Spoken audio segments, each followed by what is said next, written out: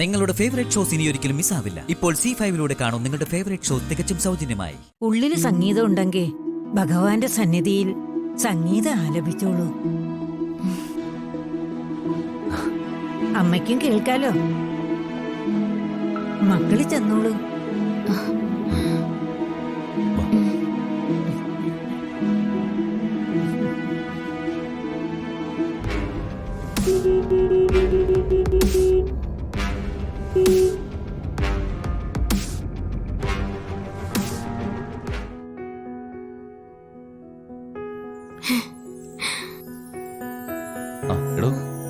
താൻ ഇവിടെ സംഗീതം ആലപിക്കുന്നു. അയ്യോ സാർ, അത് പറ്റില്ല. അത് വേണ്ട. പറ്റും, വേണം. നമ്മുടെ ഉള്ളിൽ ആ തോന്നൽ ഉണർത്തിവിടാൻ വേണ്ടിയാ ആ അമ്മ വന്നത്. ആ അമ്മ വെറുതെ അങ്ങ് പറഞ്ഞതായിരിക്കും, പക്ഷേ ഞാനത് കാര്യമായിട്ട് എടുത്തു കഴിഞ്ഞു. സാർ, ഞാൻ പാടുമെന്നുള്ള കാര്യം മറ്റാരും അറിയാതെ വെച്ചേക്കുവാ. താൻ ശിവപാർവതിമാർക്ക് വേണ്ടിയാ പാട്ട് പാടുന്നേ. അവർക്കറിയാം കാര്യങ്ങളൊക്കെ, അവര് നോക്കിക്കോളും. ദൈവമേ, കൃഷ്ണ തുളസിയുടെ പാട്ട് കൃഷ്ണ തുളസിയായിട്ട് തന്നെ താൻ പാടണം. സാർ, അതൊന്നും വേണ്ട. ആരെങ്കിലും കേട്ടു കഴിഞ്ഞാൽ പിന്നെ എല്ലാം തീർന്നു. താൻ വാ, ഇവിടെ നമ്മൾ അറിയാവുന്നവരാരുമില്ല, ആരും കേൾക്കുകയില്ല. വാ.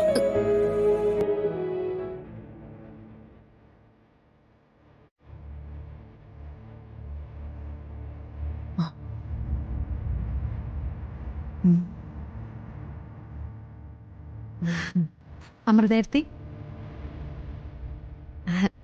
സമ്മതിച്ചിരിക്കുന്ന അമൃതേർത്തി സമ്മതിച്ചിരിക്കുന്നു. ഐശ്വര്യ, ഞാനൊന്ന് ഒറ്റയ്ക്കിരിക്കട്ടെ പ്ലീസ്. ഇനി ഏട്ടത്തിയെ ഒറ്റയ്ക്ക് വിടുന്ന പ്രശ്നമില്ല.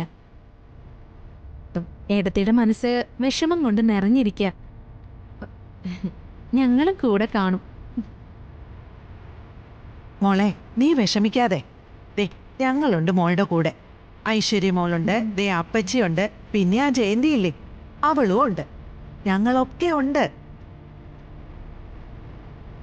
അമൃതേർത്തിക്ക് ശ്യാമയോട് ആകെ ദേഷ്യമാണെന്ന് മനസ്സിലായി. അല്ല, അതങ്ങനെ സംഭവിക്കൂ. കള്ളം ഒരുപാട് നാള് മൂടി വെക്കാൻ പറ്റില്ലല്ലോ.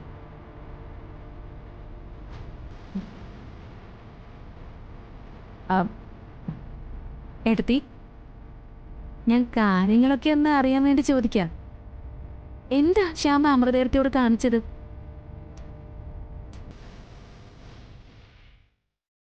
കാര്യം പറ അമൃതേർത്തി. എന്തായാലും നമ്മളിപ്പോ ഒറ്റക്കെട്ട. ഇനി അമൃതേർത്തി പറ, ശ്യാമ അമൃതേർത്തിയോട് എന്താ ചെയ്തേ? എനിക്ക് ആരോടും ഒന്നും പറയാനില്ല. എല്ലാവരും കൂടി ചേർന്നെന്നെ പറ്റിക്കുക. മോളെ, ഞങ്ങൾ മോളെ അറ്റിച്ചിട്ടില്ല, കൂടെ നിൽക്കാനേ നോക്കിയിട്ടുള്ളൂ.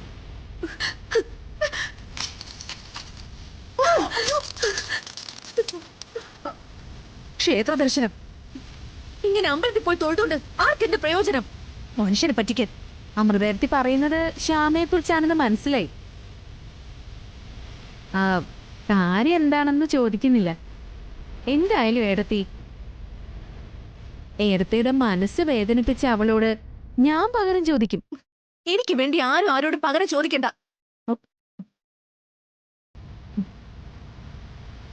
എന്ത് ചെയ്യണമെന്ന് എനിക്കറിയാം. എന്നെ തോപ്പിക്കാൻ ഞാൻ ആരെയും സമ്മതിക്കില്ല.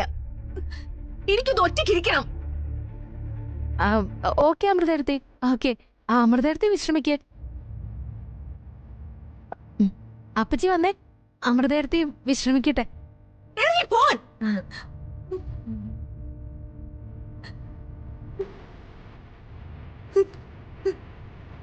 ചെങ്കൽ ക്ഷേത്രത്തിൽ പൂജയ്ക്ക് പോയിരിക്കുന്നു. പോയിട്ടിങ്ങ് വരട്ടെ. അപ്പച്ചി, ഞാനൊരു ശപഥം ചെയ്തില്ലേ, അവരെ തമ്മിൽ തെറ്റിക്കൊന്ന്. ആ ശപഥം ഫലിക്കുന്നത് കണ്ടോ? സമ്മതിച്ചിരിക്കുന്നു മോളെ, സമ്മതിച്ചിരിക്കുന്നു. ശ്യാമയുടെ പൂജയും ഭക്തിയൊക്കെ ഇനി അമൃത തീർത്തു കൊടുക്കും.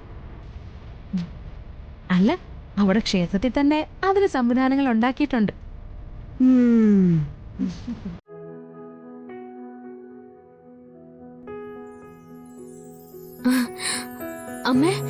അമ്മ പറഞ്ഞ പോലെ ഞാൻ ക്ഷേത്രനടയിൽ പാടി.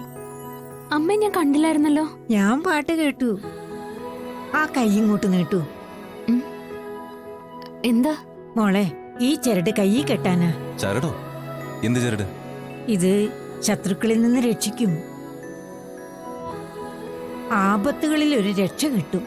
രണ്ടുപേരും കെട്ടിക്കോ. അല്ല അത് മോളെ, ആ കൈ ഒന്ന് നീട്ടിക്കേ, ഞാൻ കെട്ടിത്തരാം.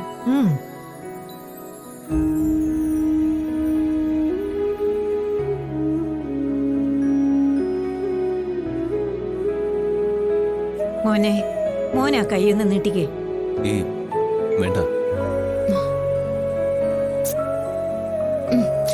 പ്ലീസ്.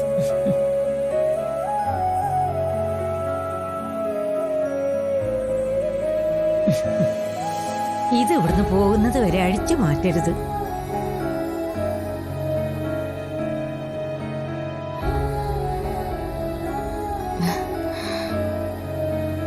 സർ, സർ, എന്താ? ആ അമ്മ എന്റെ കൈ തൊട്ടപ്പോഴേ പറയാൻ പറ്റാത്തൊരു ഫീലായിരുന്നു. ഈ ദേഹത്തൊരു തണുപ്പ് വന്ന പോലെ. എനിക്കെന്തോ അവരുടെ രീതികൾ അത്ര ഇഷ്ടപ്പെടുന്നില്ല. അന്ന് നിന്നെ പറ്റിച്ചില്ല ഒരു സന്യാസി, അതുപോലെ ആരോ ആണ് ഇവര്. ഏയ്, എനിക്കങ്ങനെയും തോന്നുന്നില്ല. അല്ലല്ല, എനിക്ക് ഒരു ഡൗട്ട് തോന്നുന്നുണ്ട് ചെറുതായിട്ട്. കാശിന് വേണ്ടി ചുറ്റിപ്പറ്റി നടക്കുന്ന ആരോ ആണെന്ന്. വൈകുന്നേരം നമ്മൾ മടങ്ങാൻ സമയമായിരിക്കും ഇവര് കാശും ചോദിച്ചു വരുന്നത്. താൻ ആ ചരടങ്ങ് മാറ്റിക്കേ. ഇവര് നമ്മളെ മണ്ടരാക്കിയതാ. സർ, വേണ്ട. എന്തായാലും അമ്മ കെട്ടിത്തന്നതല്ലേ. എനിക്കെന്തോ അവരത്ര സ്ട്രെയിറ്റ് ആണെന്ന് തോന്നുന്നില്ല. സർ, ശത്രുക്കളിൽ നിന്ന് രക്ഷിക്കുമെന്നൊക്കെ അല്ലായിരുന്നു പറഞ്ഞത്. ഇവിടെ ആരാ നമുക്ക് ശത്രുക്കൾ ഇരിക്കുന്ന?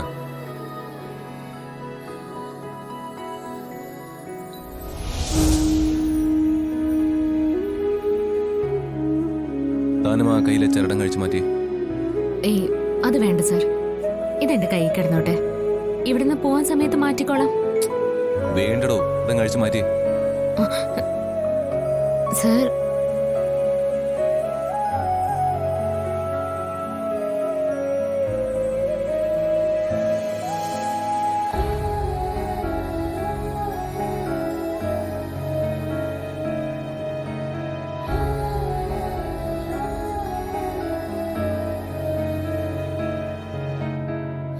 അന്ന് അമ്പലത്തില് സന്യാസി നിന്നെ പറ്റിച്ചതിന് ശേഷം ഇങ്ങനെയുള്ളവരെ എനിക്കങ്ങ് പിടിക്കാറില്ല.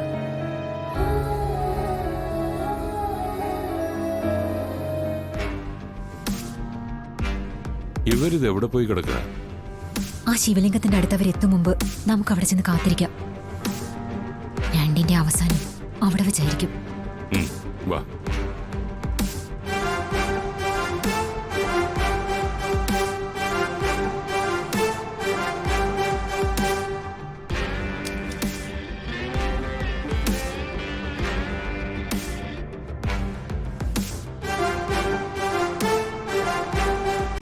ഡൗൺലോഡ് ചെയ്യൂ C5 ആപ്പ്. കാണൂ എല്ലാ എപ്പിസോഡുകളും സൗജന്യമായി.